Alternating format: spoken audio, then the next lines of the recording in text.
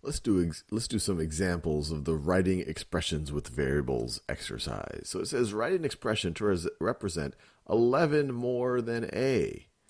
Well, you could just have a, but if you want 11 more than a, you would want to add 11. So you could write that as a plus 11.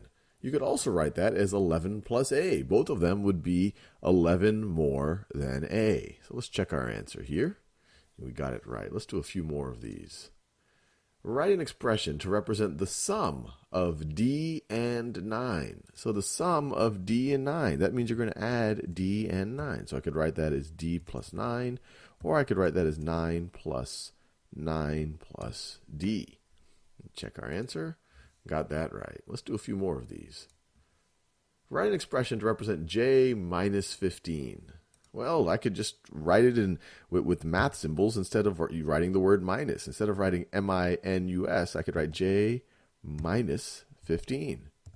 And then I check my answer. Got it right. Let's do a few more of these. This is a lot of fun.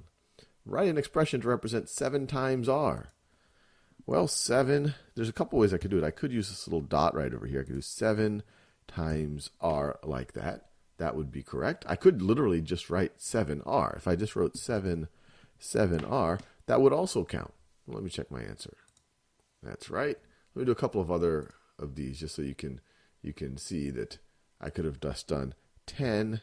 And this is not a decimal. This is, it's a little bit higher than a decimal.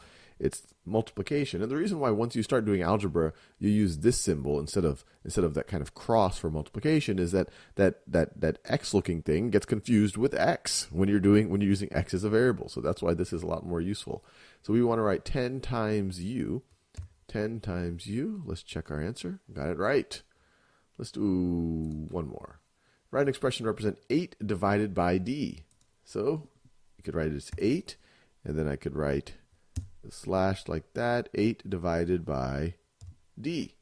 And there you go. This is 8 divided by d. Let me check the answer. I'll do one more of these.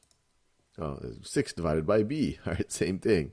So 6, I could use this tool right over here. It does the same thing as if I were to press the backslash. So 6 divided by b.